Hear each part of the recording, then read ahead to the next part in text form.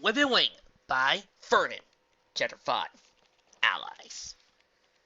An unfamiliar earth pony with sherbet green pelt glanced up from behind the bar in blurry-eyed surprise as Indiana thundered down the stairs to demand, "Where's that dog thing?"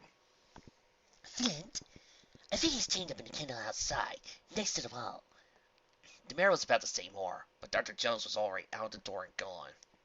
Of the two likely suspects, Flint was at the top of his list.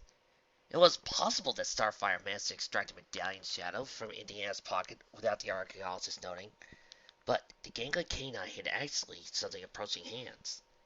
The courtyard outside was lit by the eerie bluish glow of the inn's magical lamps.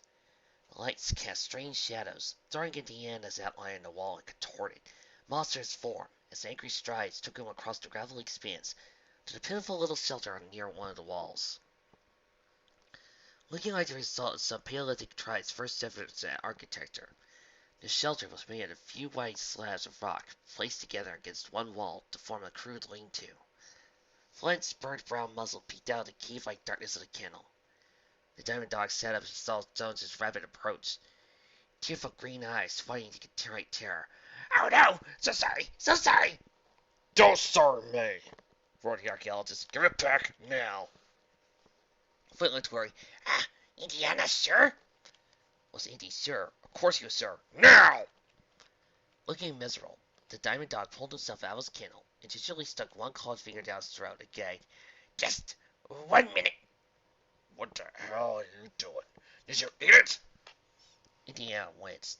The diamond dog had a large maw, but definitely not wide enough to fit the entire artifact down one piece. Wait, were they even talking about the same thing? "What? Why are you giving it back to me?" Flint gagged again. "Indiana's pet snake.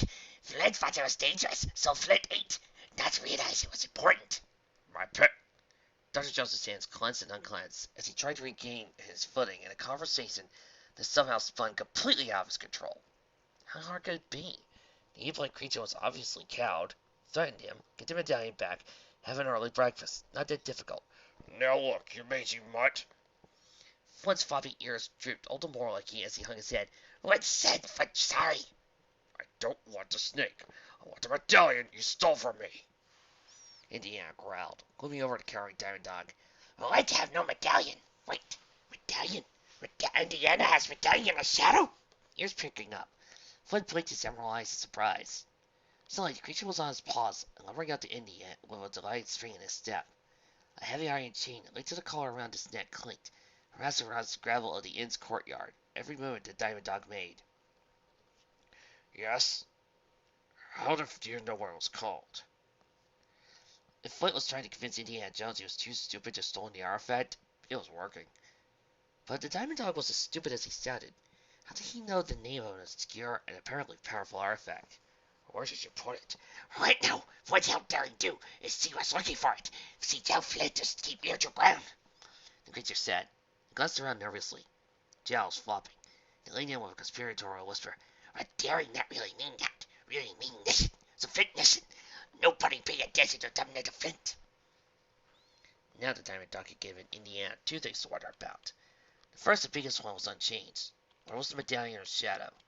It was quickly becoming apparent that Flint didn't have it. The second thing burst over the archaeologist with the suddenness of a thunderclap. That name seemed so familiar, but why? "What? Who's daring do?" A wide smile beamed across Flint's muzzle. "Daring do wonderful. She Pegasus pony. Treasure hunter. So amazing. So nice." It was as if someone was walking over Indiana's grave. Or to be more accurate, trying over it on little pony hooves. The odd dream came back to him in a rush, as Flint gabbed about how happy he experienced helping the treasure hunter with their quest.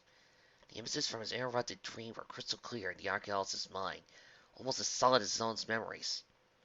"She paid Flint to help even. 5 whole bits. That loaded Flint making weak. And this way Flint have owned in no time." The diamond dog babbled, clapping his own paws delightedly at the thought. "What?" Interrupted Dr. Jones, addressing the happy creature's fancies of entrepreneurial success. Perhaps there was an easy way to find out whether the strange dream was just a coincidence. Hadn't some other creature been after the medallion in his dream? Did Daring tell you if everyone else was under the Medallion of Shadow? Daring said, wait, Indiana being very friendly to Flint. Flint answered, giving Indiana Jones a look that Diamond Dog probably thought was calculating. Indiana not angry at Flint about Pet Snake anymore?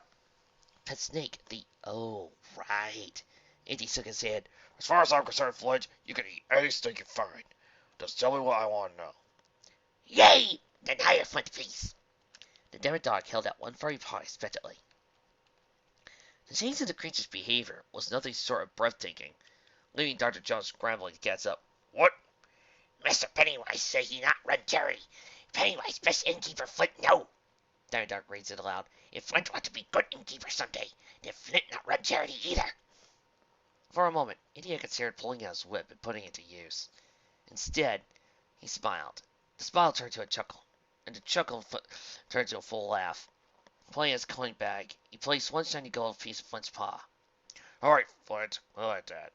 Now, about my question. Yes, Flint replied, nodding once. The pleased expression on Indiana Jones' face froze. Yes, what? Yes, Daring Do told Flint whether anybody else after Medallion of Shadow. The creature said. His paw came out to suggest that more information would require payment. Now Jones's smile had been replaced by a annoyed scowl. His hand pressed against the bullwhip of his belt. Don't play games with me, Flint. Only kidding. Flint made joke. The Diamond Dog's waving paw was back to the ground so quickly and nearly blurred. Flint grinned, his short tail wagging nervously.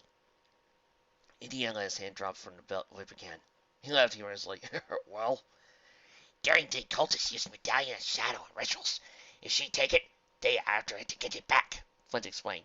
And after Daring Do really worried about big blue dog monkey thing being after it too. He said his name was Ahuizotl. Ahuizotl. Indiana corrected automatically. Hulking blue monstrosity with beady yellow eyes, a tail like a third arm filled his mind's eye. He stood there uncomfortably. He read about water dogs in ancient Aztec lessons, but this was no simple mental fantasy. It was like he was recalling something he'd seen in person. He could almost hear the creature's voice as it snarled threats at him. Jesus, what was happening to his brain? Yes, what Indiana said, Flint agreed. Daring might think he have minions at the artifact too. Asked me to help watch them. Did Daring say what to look for? Dr. Jones thought back to the snake that had become Flint's late night snack, and the missing artifact. Were the two connected? It could have been a coincidence, but... Flint simply shrugged. Said to look for big kitties, but also others. Other than that, not no. Sorry. So as far as you know, I could be working for Ahuizotl. The annoyed archaeologist pointed out.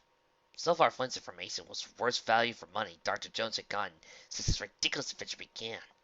That included that time in Ankara when a biplane pilot had refused to give Indy his flare back after the aircraft's engine died on the runway. At least then he got some exercise as he beat a refund out of the greedy jerk. Laughing, Flint shook his head. Jones even funnier than Flint. Of course, Indiana not working for bad guys. Indiana like Daring Do. Yeah?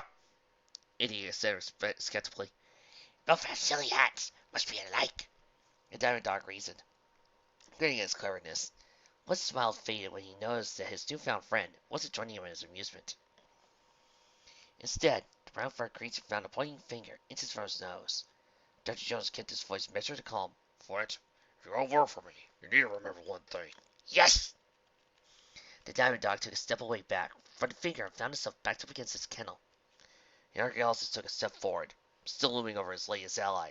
Never insult a hand. Got it? What? Got it. The Diamond Dog's ears drooped. All right. Indiana said with a satisfied nod. He glanced up and squinted at the first light of day. Like anywhere in the mountains, the dawn had come rapidly, taking the courtyard of the inn with the eerie blue-white of the lanterns, with the golden flush of the early morning in mere minutes. Talking to the Diamond Dog had already burned enough of the newly arrived daylight. If Flint didn't have the Medallion of Shadows, then left one other likely suspect. The archaeologist turned to go, giving the brown-furred creature's marching orders. Flint, if you hear anything more about the Ahuizotl guy, Daring, or that cult in the mountains, you tell me. Understand? What understand? Murmured Flint. He whined slightly as Dr. Jones began to walk away. Dr. Jones looked back. Flint was still held by his shelter at the end of his chain, Sitting on his haunches and giving the archaeologist this kind of puppy eyes that only a canine commands. Indy sighed. Fine.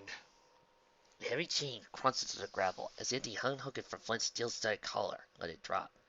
Bewildered, Flint stared at the limp chain at the archaeologist's grizzled face. Diamond Dog sat where he was for a moment. Come on, Mutt. You want to help? Great. Just don't get in my way. Dr. Jones pivoted on his heel and started walking back to the inn. The club-like tail wagging happily, Flint hurried up. The white dome of Parrington's pith helmet rose slowly over the ridge line, while shortly thereafter by the mare's dark pink eyes. As he peered down at the distant rectangle of the inn compound, tried to pick out the dark shapes of the brown-robed mercenaries. As he counted, 7, no, wait, there was one more. Daring watched him step down from behind the large self-moving wagons, or trucks, that brought even more mercenaries, as they rumbled into the compound a few hours before. 8, then. Celestia only knew how many are inside the buildings. Daring sighed and ducked down again, hidden by the solid mass of the hills above the river valley. When the adventurer had escaped the inn earlier in the day, she had done just what Richard Brooks had said. The cartographer told her to head downstream to the next town, Casaba or something, and to meet up with him if he should escape. She started down the river, but fleeing hadn't been felt just right. Darity wasn't stupid. Pride wasn't going to keep her from running from a fight if she had to do it. But leaving somebody behind, that was different. No matter how Brooks felt about it, there was no way Daring could just fly off and forget the cartographer, especially when she compared how he acted with how she had behaved. The Pegasus' ears drooped as he thought about how little trust he put into Brooks. Even though he had known that Daring Do lied about him by omission, trying to hide that she hid the Medallion of Light, Brooks had selflessly held back Jägermeister and his thugs to give her time to escape with the artifact. The knowledge of her betrayal sat in the mare's stomach like a rock, dragging her earthward with its guilty weight. The only thing to do was to save the cartographer from his well-attended self-sacrifice. Daring knew just how she could do it. Daring was usually not one to make overly involved plans. While a big flightless biped to rescue, she would have to make an exception in this case. The basis of one had already formed in her mind. All she would have to do is burst into the compound while nobody was looking, find Richard Brooks, wherever he might be kept, fly him, or help him run into the truck and drive it away. It would be perfect. What could go wrong? Besides a million little things, each of which would guarantee failure. Pegasus sighed. This was why she rarely made plans. Looking at the hulking shapes of the trucks again, Daring Do was reminded of the time she had been dragged along behind in one eastern Bulgaria. Wincing, she shook her head. Not only was the memory unpleasant, but it was wrong. Well, wrong was not exactly the correct word to use. Throughout the day, the gold-pelted mare had been having sporadic visions of old adventures in the Himalayas and beyond, but they were adventures she never had. All of them had her acting in ways no Pegasus in her right mind would behave. Daring didn't even know what a motorcycle was, let alone how to vault over a ravine and want to escape angry, rifle-waving squads of Bolivian militia. Yet the memories were somehow now in her head, unless they more normal memories, since that awful day she had gone out in defiance of her father back in Arizona. No, wait, that wasn't hers either. Rubbing her head with both forehooves, Daring growled in frustration. Fine. Enough with stupid worries about memories and stupid Indiana Jones or whatever was going on with him. She had bigger concerns at the moment. Like a cartographer, certainly wasn't going to rescue himself. Daring Do shifted impatiently from hoof to hoof, trying to keep her near boundless energy in check. The smart thing to do would be to wait until nightfall, when she could sneak in undetected. That would offer her the best chance of success, getting Brooks out before. All to the moon with it! Checking to make sure the Medallion of Light was still firmly under her pith helmet, Daring raised her legs and jumped into the air. She skimmed down over the downward slope into the valley, trusting her speed to avoid notice as she rocketed along just a hair's breadth away from dark rock outcroppings, gravel-like scree, and scraggly green bushes. The treasure hunter weaved, dodging taller boulders and staying low to the ground as she could manage. And only a heartbeat she was at the base of the inn's compound on the other wall. Now, for step 2. In the inn compound below, Hans Jägermeister puffed a foul-tasting cigarette in annoyance and surveyed the incumbent preparations of what might confidently be called his troops. The swarthy natives never ceased to provide the Nazi agent with proof of their status as Untermenschen. Several thugs lounged in the shade, sending out infrequent patrols to check out outlying buildings of the mountain extending the perimeter. Some were even hung in a low circle, playing some sort of game with a few dice. Typical. Lip curling in disgust, Hans stepped forward. He might be saddled with these subhuman excuses for soldiers until his long-awaited reinforcements made the trek round for Kasaba, but he would sooner have been a Jewess than tolerate an unprofessionalism even from creatures such as these. With one hand loosening his pistol in his holster, the dark-coated man started forward and paused. Something fast-moving, a golden-black burr, flitted across Jägermeister's peripheral vision. It had only been visible for an instant. The flicker of a multi-shaded gray tail around the corner of a building could have been a trick of the light, but the German didn't think so. He waved the mercenary captain over to his side. The creature had the audacity to try a salute, which Hans ignored. Instead, he grabbed the man's collar and jerked the mercenary close to his mouth and hissed, "See here, you know what to do. Don't fan me again." No failure, agreed the nervous thug. The mercenary captain hurried himself off as soon as his employer released his grip. First that horrible American archaeologist, and now this horse thing. Every day, the heap of gold bullion and Reichsmarks he had taken to get this job seemed less and less adequate. Breaking out the dice game, he started giving orders to his men in an urgent whisper. Daring to appear into the main inn building from her hiding place behind some traveling merchant's ox cart. She felt lucky to have gone so far so easily. She barely had to sneak at all, and no pony had so much as given her movements a second glance. If these had been Ahuizotl's minions, the biggest concern she had already been in a fight for her life. Good thing the Jägermeister's guards were less attentive, or perhaps this had poorer senses of hearing and smell. Making sure she was unobserved, Daring flitted up to the roof of the inn and landed lightly. All this it was as she had hoped for, was entirely innocent of the gray-brown road guards.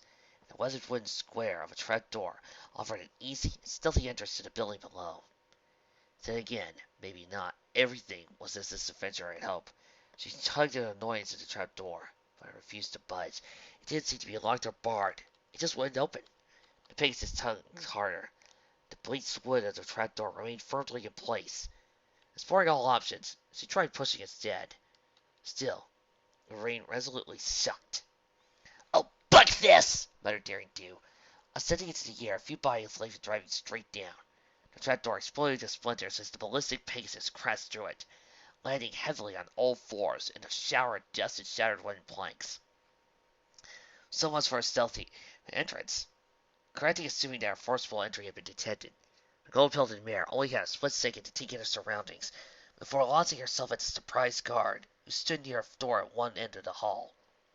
The man barely had time to call for help before two rock-hard hoofs thudded into his chest and slammed into the wall. With a strangled gasp, he crumpled to the floor. Daring winced at the unconscious mercenary before her. Great. There was the first kink in her plan. Now she would have to open the door herself. Cursing under her breath at the oversized scale and inconvenient fixtures of the inn, the mare fumbled at the doorknob with her hose. It was no use, and she could hear more shouts as guards hurried towards the inn from all parts of the compound. This was going to be close. With an irritating grunt, Daring Do turned, planted her forehose on the floor, caught their hind legs to buck a hole in the door, faced his muscle bunched like coil springs. "Hi-ya!" Daring cried, and with her back legs snapping out in a whip-like correct strength, the athletic mare could muster. Her hooves hurtled towards the door at speed of sound, and the door opened. "Yeah!" Yelled the surprised mare. Without the wind barrier the door in her path, Daring Do's hooves met empty air and continued onward, taking the surprised treasure hunter with them as he went tumbling into the room. Twisting acrobatically, Daring rolled back onto her hose as she came to a stop. Her wings flared as he braced for further combat, only to see Brooks staring down at her with his one good eye, massaging his wrist absently as he worked life back into his extremities. A terrace of broken stretch lay on one side of the corner of the room. On the floor was the prone and apparently unconscious body of another merc. "Daring!" cried the cartographer, almost as shocked as the adventurer herself. "What are you doing here?" "I'm here to rescue you!" Daring You snapped, feeling a bit put out. She heroically risked herself to sneak in and beat up the guards to rescue Brooks. Now he was bothering her questions like that. "Although you don't look like you need my help. Not even tied up." "I told you, I was going to try to escape and beat you in Kasaba." the man retorted, scowling. He winced as the expression put unneeded pressure on his black eye and braces on his face. Well, we have to get out here. You didn't bring the Medallion of Light with you, did you? Ready to hear my cusses? Daring patted her pith helmet as he pressed his cargo. Playing second to make sure both were still in the place on her head. Thankfully they were. Vegas' gaze drifted around the room to avoid the cartographer's irritated one-eyed glare.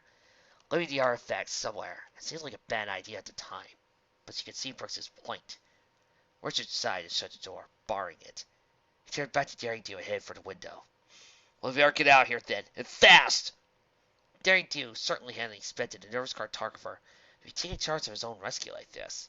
Wait, how are you going to get down there with the door closed? We're on the second floor. With that, Daring turned to a point to a large knot of rope from the men's seats and ready wooden blanket. I was about to climb out the window when I heard a commotion inside. I thought it might be you. Oh, Daring paused for a moment, listening to the sounds of furious guards pounding up the stairs. Well, that tore it. She took to the air. All right, boys, let's great, so let's go! Wait a minute, Richard never got to finish whatever he was about to say. He turned back to Daring Do, just in time to see the Pegasus zooming towards him. Misunderstanding her intent, the cartographer threw up both arms to defend his face, but the mare crashed into his chest and said, lifting her forelegs under his arms, she pushed forward with another powerful flap of her golden feathered wings and sent the pair careening towards the window. Brooks barely had time for a second surprised shout as he crashed through the wooden structures. Humans are not aerodynamic by any stretch of the imagination. Surprised ones with flailing arms, and planes are prepared for the abrupt freedom of light, even less so. Nevertheless, Daring Do's desperately beating wings somehow kept both her and her struggling passenger aloft as she arched downward and banked left towards one side of the perimeter's wall. Brooks screamed as the clearly crazed Pegasus let go of him. He somersaulted through the air and right into a pile of grain sacks with a grunt. From the main end of the building came the sound of breaking wood and confused shouting as the guards managed to break down yet another one of the inn's doors to find the room entirely empty, save for the prone throne of one of their own. Grinning infuriatingly, Daring alighted next to Brooks just as the cartographer was coming out off his impromptu landing pad. He staggered to his feet and glared at her. What the hell do you... No time! Get in the truck! Interrupted the smiling Pegasus as he darted towards the big, flat-sided vehicle. She ran up at the door and climbed in, plunging down in the seat. Brooks stared at her as he stared back. What was wrong with him? What? Get in the truck! We have to get out of here! How do you expect to drive that thing? Brooks pointedly as he climbed to the cab. Move over! Right. Daring's eyes drooped as she sit into the passenger seat. Once again, her memories were playing tricks on her. She was sure she could remember learning to drive one of these things back in her early teens. When the truck's big engine roared to life, every guard in the compound turned to see the vehicle thundering towards the gates. The tall wooden gates were closed, but Brooks gunned the engine and the truck sped up. Daring ducked. Brooks followed suit as bullets crashed through the cabin's head level. The vehicle lurched as it bowled through the gates. They were out of the compound and onto the road. Grunting with effort, Brooks slewed the wheel to the left and downshifted, sending up a spray of gravel as he practically flipped the vehicle. The engine thumped even louder than before as the truck turned and accelerated down the ruined dirt road. A few more rifle bullets crashed into the truck's cab, soon they were outside the inn into twisting, turning mountains. The cartographer took a deep breath and wiped some nervous sweat from his brow. All right, I think we're safe for the next minute or two. Oh, yeah? Daring whooped, waving forelegs gleefully. What do you think? Bet your friend Indiana never managed that, ha! It was rather... Daring escaped. The cartographer allowed in a deadpan tone, giving the Pegasus a nod before glancing nervously at the rearview mirror. But we better start worrying about them following us. They had some more trucks in the compound. Ha! Good one. But no, I don't think they will. Not anytime soon, anyway. Daring took the pith helmet forward and began to lean casually back in the seat. Brooks shifted gears and skewed the truck back. Why not? Peeking out from under the brim of her helmet, Daring raised her forelegs and rested them behind her head. She chuckled. Because, Brooks, some pony pulled out and threw away all the battery leads on the other trucks. You never cease to amaze me, Daring. Think together, we'll be able to keep the light out of the Jägermeister's hands. As the Brooks shifted gears and pressed the accelerator as the truck rumbled down the road. Next stop, Casaba!